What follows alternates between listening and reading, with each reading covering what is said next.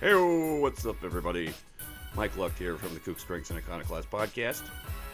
Dropping a little bit of a bonus episode. This is actually a rehash, or a mulligan, as we like to call them, of a previous episode I did roughly a year ago. We're going to cover Abe No Seimei. This is me flying solo today, just a little something I wanted to put together. I didn't quite do it justice the first time, so I want to go back and get a little more thorough with the information. Hopefully this will be a short bonus episode, because we're going to kind of fly through it, but I saw that the video did fairly well on YouTube, and I know that there's not a lot of comprehensive coverage of this guy. For those who don't know, Abe No Seimei was a historical figure, but also a figure of legend from ancient Japan. He is known as the Japanese equivalent of Merlin. He's a real-life magician, master of various mystic arts. Not Doctor Strange, that's copyrighted, so don't get that idea. But yeah, we're going to cover him and a little bit of the way of Yin and Yang, aka Onmyodo. So, jumping right in, Onmyodo, or the way of Yin and Yang, is a traditional Japanese esoteric cosmology, blending Chinese philosophy, Taoist practices, and elements of Shinto. Oh, quick note, if you hear a jingle jangling going on, that's my boogie cat. He's getting high on catnip right now. And I'm drinking coffee. It's a long history dating back to the Heian Period, which roughly encapsulates the years 794 to 1185. And it continues to influence Japanese culture today, particularly in relation to fortune-telling, spiritual rituals, and magical practices. The term Onmyodo refers to both the system itself and the practitioners, who are known as Onmyoji. The core principles are the philosophy, idea, and mysticism of Yin and Yang. These are the fundamental concepts borrowed from Chinese philosophy, where Yin represents the feminine, dark, and passive forces, whereas Yang represents the masculine, light, and active forces. Onmyodo focuses on balancing these opposing forces in the universe to bring harmony. Another major factor in the belief system and cosmology are the five elements, also known as Gogyo. Onmyodo integrates the five elements of the philosophy of the five elements, which include wood, fire, earth, metal, and water, which are used to understand natural phenomena, as well as human relationships and interactions. The concept influences practices in medicine, divination, and geomancy, aka feng shui. There's a crazy, interesting interaction between these, and they are set into a five-pointed star, which is a vastly ancient... What are you doing? Sorry, cat stuff. It's a vastly ancient, symbol of elemental powers. And it's pointed, or a five-pointed star, due to the fact that there are interacting relationships between these elements. Whereas, fire burns wood, wood can dam up a river, aka water, water puts out fire, etc. Fire can forge metal, things like that. So they all have these interactions that are symbolic of various processes, some might say alchemical, in the world and in human interactions. So another major component is astrology and divination. Onmyodo includes the study of celestial bodies and their Onmyodo includes the study of celestial bodies and their influence on human affairs. So astrology, essentially. Astrological charts are made based on the alignment of stars, planets, and the seasons. These charts help predict the future and offer advice on timing for important events. However, this would prove detrimental after a long stint of government-regulated Onmyodo practices. People became very dependent on it.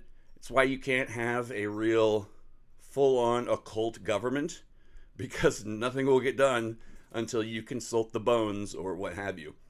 There are spiritual practices involved in Onmyodo, such as rituals, the use of protective talismans or omamori, exorcisms, and the summoning of spirits. The belief is that through understanding the forces of the universe, one can influence both physical and spiritual realms, which, hey, Haven't we all been there?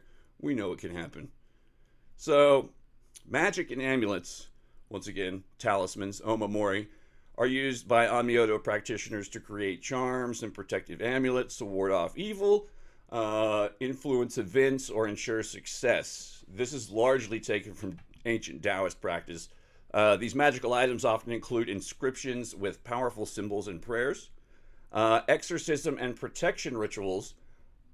Another major part of Onmyodo, which historically was used to protect people from evil spirits, misfortune, or illness, combating plague spirits or ghosts of disease, demons of, plague, essentially, things like that.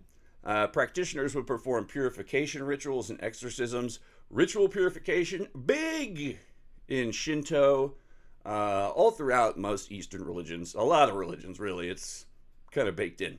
As well as advise people on the best days to perform certain activities, such as weddings, starting a business, breaking ground on a piece of land, building a house, or more particularly a government building or palace or shrine.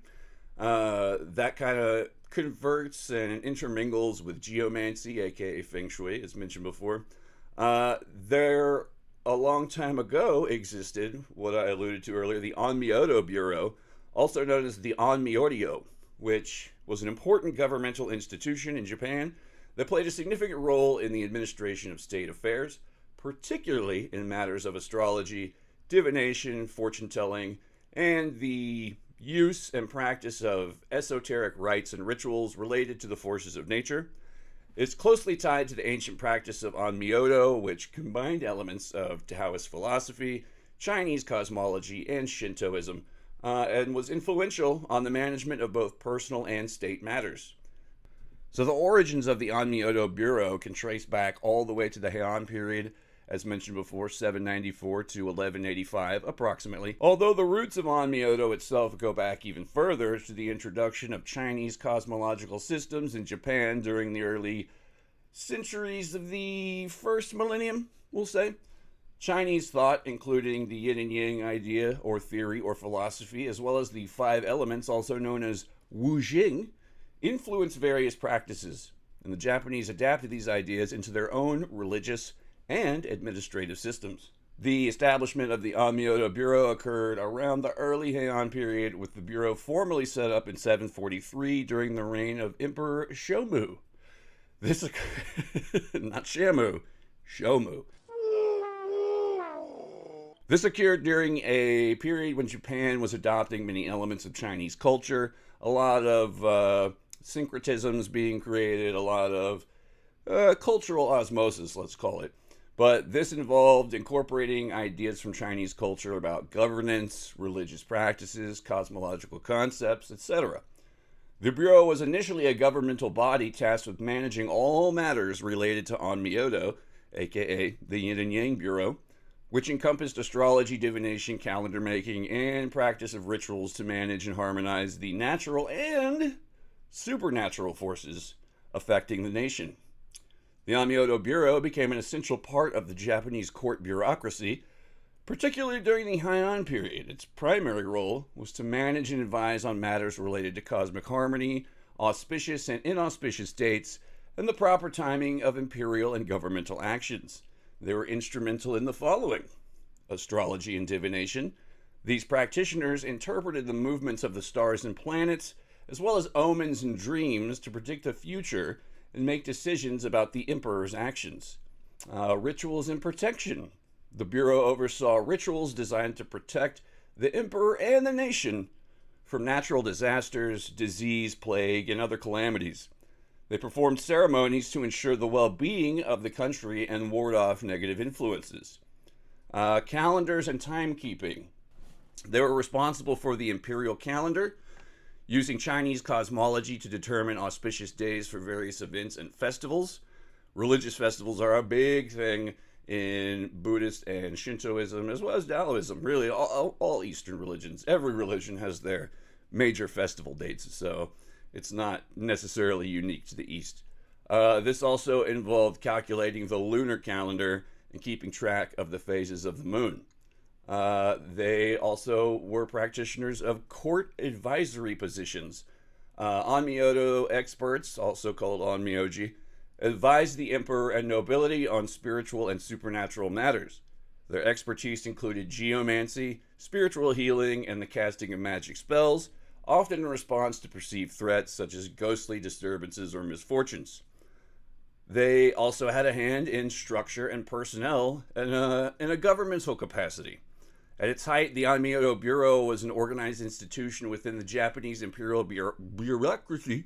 Booyakasha. Within the Japanese imperial bureaucracy, with specific ranks and officials. The most prominent position was the chief of the Onmyodo Bureau, known as the Onmyo no Kami. Now, Kami, for those who don't know, it's kind of the quickest, easiest translation is something between a spirit and a god in Shintoism, state religion of Japan. Who was often, the Onmyo no Kami was often a member of the aristocratic class, but that's where everything, governmental took place, and had significant influence on the court. Beneath the chief were various officials, including experts in astrology and divination. One of the most famous, if not the most famous figures associated with the Onmyodo Bureau was a gentleman by the name of Abe No Seimei, who lived from years 921 to 1005. Well, it's weird to say it like that, but that's how it is. 1005. A legendary figure in Japanese folklore and history, Abe no Seimei was a highly skilled Onmyoji and served in the Onmyodo Bureau during the Heian Period. His fame grew to the supposed supernatural powers and the many stories that surrounded his life. He's often depicted as the quintessential Onmyoji, performing magical feats, protecting the imperial court from evil spirits, and battling supernatural forces, some of which we'll cover in a moment. The influence of the Onmyodo Bureau began to wane towards the end of the Heian period. During the subsequent Kamakura period of 1185 to 1333. During the Kamakura period, Japan saw the rise of the military shogunate, which led to the decline of the aristocratic court's influence and the shifting of political power from the capital, Kyoto, to the military government in Kamakura. This shift in political power meant that the rituals and practices overseen by the Onmyodo Bureau became less central to governance. By the Edo period, 1603 to 1868, the Onmyodo practices had become more associated with popular culture, superstition, and folklore rather than statecraft. So it was still around, just didn't have quite the pull it did once before. The Onmyodo Bureau was formally dissolved in the Meiji period, roughly 1868 to 1912, which I find very fascinating that it took place around that time, because this was a very tumultuous time for Japan as far as the introduction of Western culture and ideas being incorporated into their long isolationist stance, basically. It was formally dissolved in the Meiji period, 1868-1912, at the end of that, as part of the broader efforts to modernize Japan and centralize power, dismantling older institutions and traditions. Despite its decline as an official institution, the legacy of Onmyodo has remained a prominent aspect of Japanese culture, continuing to appear in literature, theater, films, manga, anime, etc., and modern spiritual practices as well. So there are some Onmyoji still around and practicing today. The figure of Abe no Seimei in particular continues to be a source of inspiration for various representations of Japanese mysticism. The Onmyodo Bureau was established to basically oversee any and everything. Now, the figure of Abe no Seimei, he was sort of a child prodigy in this effect, and there are weird legends surrounding his birth. He's one of the most famous figures associated with Onmyodo. He was a legendary Onmyoji during the Heian period, which is now, who is now a mythical figure in Japanese folklore. His life has become the subject of countless stories, dramas, films, as mentioned before, with many of his exploits heavily romanticized. Abe no Seimei was born around 921, not sure on the dates, and it's believed that he was both of Japanese and possibly Chinese descent. He's often depicted as having been born with unusual abilities, including prophetic dreams and an innate connection to the spiritual world. This is largely attributed to many legends surrounding his mystical birth, which, much like Merlin in Western culture, Merlin and Abe No Seimei are the offspring of a union between a human being and a supernatural being. So, in Merlin's case, he was the son of a demon and a human mother, known as a cambion, sort of like a changeling to a degree. The legends in the mythology and the folklore are very intertwined on those. But yes, in the East, Abe No Seimei was the offspring of a human man who also was quite possibly an Onmyoji, as well as a fox spirit known as a kitsune. And not just any fox spirit, but the legendary Tamama no Me, who basically what set her apart was she was like the grand dame fox spirit. And with fox spirits, the more tails you had, it meant the older, more wiser, and more powerful you were. And she had 9 tails. And you can kind of see this still incorporated into pop culture today if you look at like Sonic and Tails, things like that. Specifically Tails, obviously. But these little like notes and hints that incorporate themselves into ubiquitous popular culture, they have occult roots. And this is the kind of stuff that is actually super freaking awesome. It's what I love the most about all this stuff, is that you see it just everywhere, but you don't really know the mysterious origins of it. So that's what this is all about. Essentially a crash course, if you will, in as quick a time as I can be allowed to put together the life story of Abe No Seimei.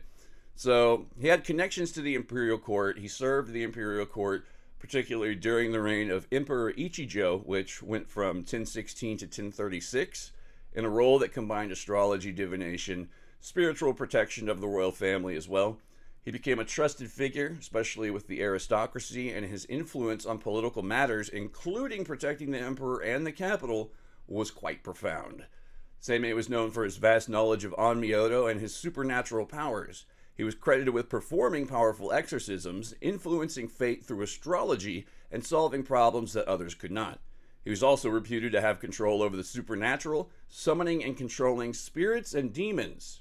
And this is another interesting aside. One of the main tools that incorporates Western folklore and myth that the Onmyoji used it was something called a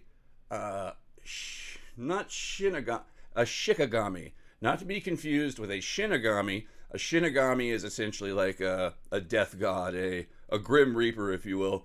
Manga and anime fans probably know a little something about that. But this is also something incorporated from folklore. But a shikigami is what some would say is parallel to the Western occult idea of a familiar. Except oftentimes these weren't living beings, they were often paper dolls. So this is probably what I think we've mentioned in one episode before, that the idea of voodoo dolls are a media bullshit creation. It's not a real thing. They don't have that in their belief system really. However, in Western and Eastern magic traditions, there are things like that parallel the idea of a voodoo doll, like the use of puppets and these shikigami familiars, etc. So that's another kind of reoccurring tool that is often associated with him. And he was said to have, let's say, tamed various spirits. I don't know if I almost said enslaved, but that might be too strong a word. It's kind of like domesticating a pet to a degree, I guess would be the best way to put it, in your relationship with your familiar or shikigami. So Seimei was known for his vast knowledge of Onmyodo and his supernatural powers, summoning spirits, control over demons, etc., as well as banishings, exorcisms, summoning as well. So, I mean, one, the other. After his death, his legacy grew into a mix of fact and legend. And over the many, many centuries since he had, walked the earth, this is this has become increasingly complicated mix and has become essentially inextricable from one another as far as fact and fiction go. Although some might say that fiction is indeed fact if you think of it a certain way. I mean, a unicorn is real. You know what a unicorn is. You've heard of one. So the idea of a unicorn is real. But I digress. Anyways, Numerous tales of his encounters with demons, ghosts, and otherworldly entities have contributed to his status as a legendary practitioner of Onmyodo. He was a master of occultism. He was often depicted as the ultimate practitioner of the occult. His magical prowess and ability to communicate with spirits made him a revered figure in Japan. Many stories emphasize his calm demeanor and profound wisdom, especially in the face of danger. He's also known for having rivalries with other Onmyoji. So you've got like these sort of sword in the stone style stories of Merlin versus Madame Mim in a shape-shifting battle, kind of stuff like that. One of the most famous stories about Abe No Seimei involves his rivalries with other Onmyoji, such as a man named Takamimaru, or other figures like Seimei's pupil, Abe no Tsuchimikado, as well as a reoccurring nemesis of sorts named Doman, D-O-M-A-N. They would have these rivalries slash arch nemesis. It's very, see, all these guys like worked together to a degree. There were outlaw Onmyoji as well, and I would love to find some more sources on those guys because that sounds fucking badass. Anyways, so Seimei's most famous exorcisms include the vanquishing of powerful spirits or demons, such as the legendary White Fox spirit, and solving complex problems related to curse breaking and the protection of the imperial family. His legacy has permeated media all through, like I said, you've seen it somewhere, you know it. The Yin Yang Master, Sonic the Hedgehog, it's just everywhere. So I can't even think of enough manga and anime, like there's just so many examples that it's just one of those ubiquitous things. To get into some of his specific adventures, like I mentioned the White Fox incident, Tamamo no Mae. This is one of the most famous stories about him. It involves a beautiful courtesan named Tamamo no Mae and a fox demon. Tamamo no Mae was a stunningly beautiful and highly respected woman who served in the imperial court. However, a strange series of occurrences led to the emperor suspecting her of being more than she appeared. Seimei was asked to investigate. So using his skills as an Onmyoji, he uncovered that Tamamo no Mae was actually a nine-tailed fox demon, or a Kyubi no Kitsune in disguise. She had been feeding off the emperor's energy, maintaining her human form with magic. His solution was to expose her true form, and when the fox demon was forced to reveal its true shape, it fled. However, the curse she had placed on the emperor was broken. The legend states that Seimei used his powers to ensure that the demon was banished and never returned, showcasing his abilities to confront powerful spirits and protect the imperial family. Now, there are differing stories about the particular fox spirit that was his mother, essentially. And there are some stories that say Tamamo no Mae was his mother. There are others who say that it was just your basic run-of-the-mill fox spirit, essentially. But that depends on your source and attribution, etc. Another one of his famous adventures is the Curse of the Imperial Prince. Seimei was called to the court to address the curse placed on an imperial prince who had fallen gravely ill. The prince was said to be suffering from a curse cast by a powerful spirit. A rival courtier had used dark magic to place a curse on the prince, which led to his decline in health. The emperor called upon Seimei to lift the curse and save the prince's life. Through his use of divination and various other Onmyoji practices, Seimei discovered that the curse had been placed using an ancient forbidden ritual. He performed a complex exorcism which involved creating powerful talismans and invoking protective spirits to remove the curse. So this sounds a lot like the use of shikigami as well. After a dramatic confrontation with the malevolent spirit responsible for the curse, Seimei successfully saved the prince, restoring his health and peace to the court. Yet another famous adventure involving Seimei is the tale of the demon of Mount Kurama. Now, if this is Kurama-Dera, that particular temple has an interesting history in the Kurama Mountain, or Mount Kurama. Kurama-Dera. Yeah, I believe that's it. They have strange connections to sort of ancient alien stuff and theosophy as well. So there's a character largely attributed to Hindu mythology, but is incorporated into theosophy, as well as various new agey alien beliefs, but there's a character named Sanat Kumara, who essentially in the theosophical ancient aliens lore is a being from Venus who arrived on Earth 6 million years ago and is known as the temple spirit of Kurama-Dera, who is also called the Defender Lord. So he sounds like a badass outer space superhero to a degree, but most of the pictures you'll find of him, he looks like a Nordic alien. There's better designs than that. Come on. So the story of the demon of Mount Kurama, the people of the area were plagued by an evil spirit that had taken refuge on the mountain.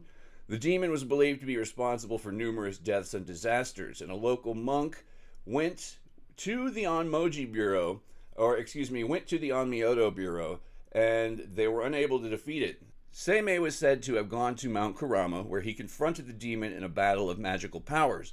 By using his superior knowledge of Onmyodo, Seimei called upon the powers of the natural elements. The 5 elements, Wu-Jing, created a barrier to trap the demon. He used the sacred rituals and incantations of his practice to subdue and banish the demon back to the underworld, restoring peace to the region. There's also the tale of the Ghost Lady of Rokujo. Another well-known tale in the Seimei canon involves the aforementioned Ghost Lady of Rokujo, a woman who died in despair, leaving behind a restless spirit that wreaked havoc on the living. Now, if you've ever seen The Grudge or The Ring, I believe these are called Onryo. These are basically pissed off, angry spirits that are so pissed off or who died a violent death that they can't move on. So he was called to deal with the spirit of the Lady of Rokujo, who had been a high-ranking court lady who fell into a tragic love affair, and after her death, her vengeful spirit began to haunt the palace. She used her ghostly powers to possess and torment other women in the court, making them ill and causing them to behave strangely. Seimei's solution was to go in, perform a ritual to deal with Lady Rokujo's spirit. He was able to communicate with the ghost and discover the cause of her unrest. Using his knowledge of spirits in the afterlife, Seimei helped Lady Rokujo find peace by performing a ritual that allowed her spirit to move on, thus ending the hauntings. I do believe that various practices of what are known in all cultures as funerary rites were also often a big deal with the Onmyodo Bureau. Basically, any and all funerary rites since time immemorial have been there in practice and put forth to basically make sure that the spirits of the dead have been sent off properly, that they've been shown respect, that they've been shown love for their time on the earth. Otherwise, then you got a pissed off spirit. Nobody wants that. Dirty ghost. You got a dirty jersey. The Battle of the Spirit of the Tengu is another one. A Tengu is a supernatural being often depicted as either a bird-like man or a red-faced human being. Huge nose. It's very Pinocchio-esque. That's usually the Dai-Tengu. That's like the king of the Tengu, basically. But it's weird, the story behind Tengu, because it's believed that the term Tengu, which means like basically a bird ninja, a cryptid bird ninja that lives in the mountains, which, hey, how fucking awesome is that, right? But there is some belief that the term Tengu is derived from the Chinese myth of the Tian Gou, which is a giant flying black dog that swallows the sun.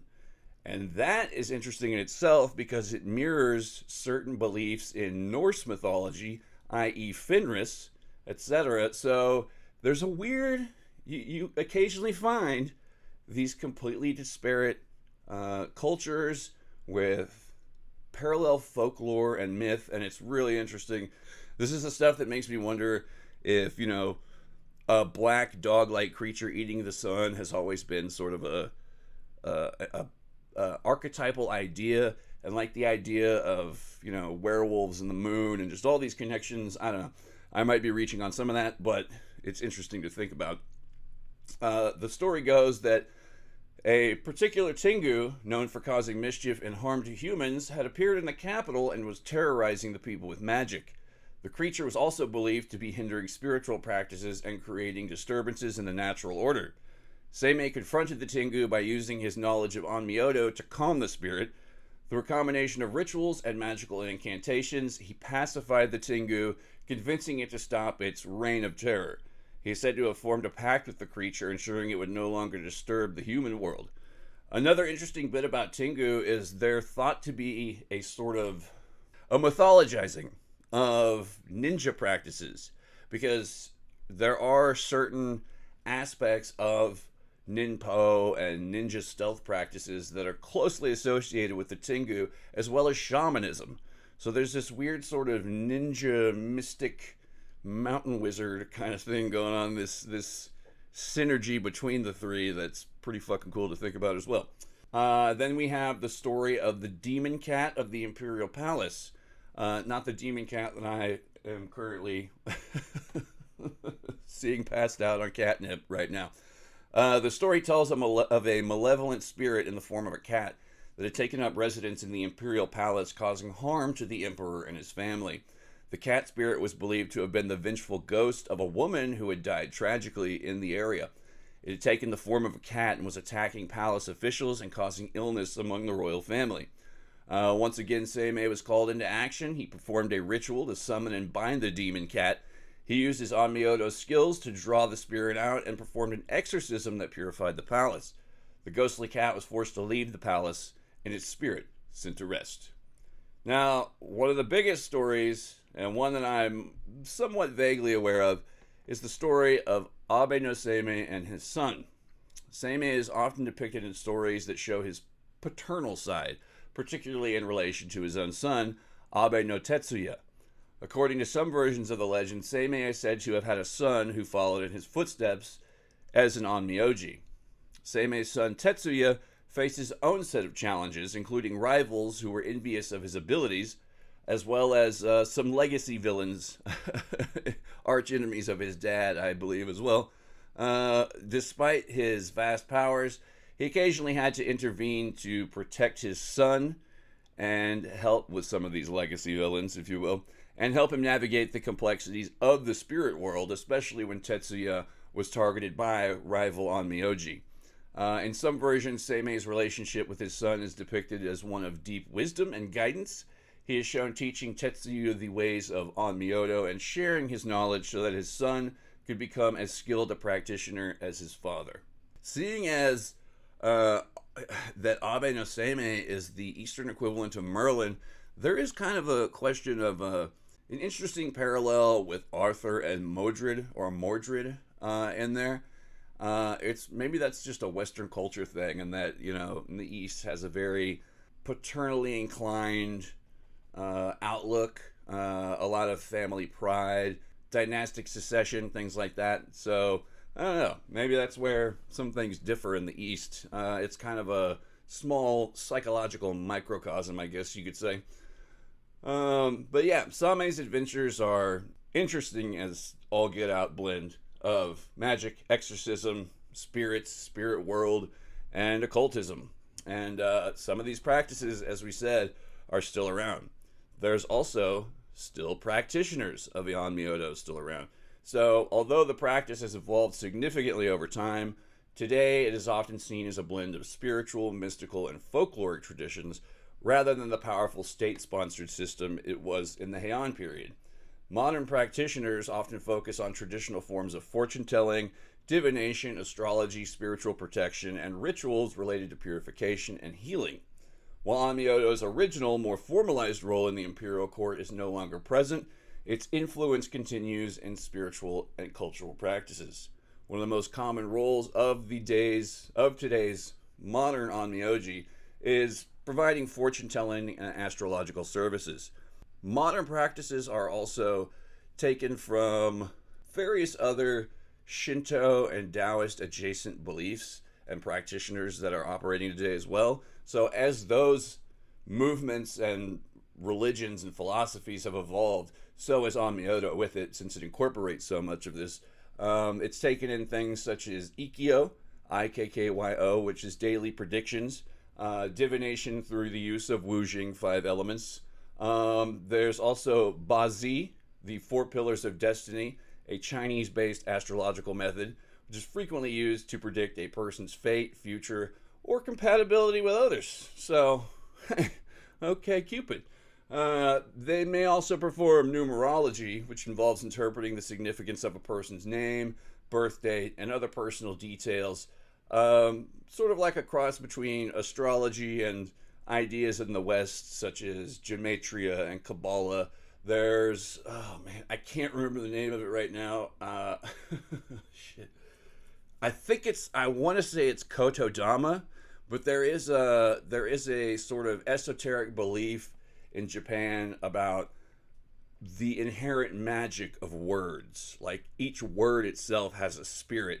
So this also parallels Western ideas of, casting a spell, spelling, a grammar, a grimoire, all these like parallels between language, magic words, essentially, would be the best way to succinctly put it.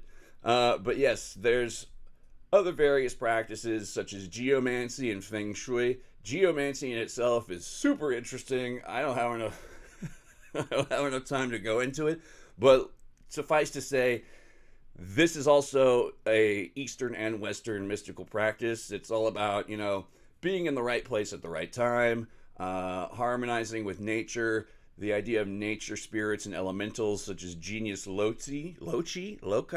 I think it's loci. I'm not quite sure. That's Greek, so bear with me on that one. But also the idea of operating along the ley lines, earth energies, earth mysteries. Ley lines are exhibited in the East by the equivalent of what are known as dragon lines, in that there are basically various dragon elemental forces that live within the earth, in the water, etc., as well as the sky, thunder, lightning, all that. Not to mention all the various gods, deities, spirits, kami, that just a wide range of ideas and spirits and gods that see over a particular domain. And this is the world in which the modern day Onmyoji traffics. It's super interesting. I wanted to get to redo this particular topic because I kind of trailed off on other ideas throughout my first take on it, but I wanted to include as much data as possible on this one because it's just, like I said, I find it super interesting. If there was ever if you're into like chaos magic or the occult or something like that, if there was ever a particular practice or occult system that you wanted to use that could make your life seem like like your life and your ritual practice like a manga or an anime, this would be the one. So I don't know, it's just, that's kind of the imagery that flashes in my head, and it's just so much cool potential there. I will probably do a follow-up to this as well that kind of goes into more specific rituals, some of the like actual practice, bit by bit, play by play sort of things like that. I've found a couple of academic papers that I'm looking at on some of this stuff. It's very interesting. I'm getting immersed in this world on the side of looking into Charles Manson and MK Ultra and all that other good stuff that makes me glad to live in the world I live in. So anywho, this has been a crash course in Abe No Seimei, the mulligan. Thanks for listening. Catch us, myself, Michael Luck, and my co-hosts, Mr. Spencer Lowry and Chris M.F. Wells, on Kooks, Cranks, and Iconoclasts. Every week, ideally. So, yeah, check us out, like and subscribe. Hope you enjoyed this little bonus content thing I just wanted to drop, because I just, like I said, I've been so immersed in this, and it's a good break from murder and mayhem. So, thanks for listening. Hope you liked it, and see you next time.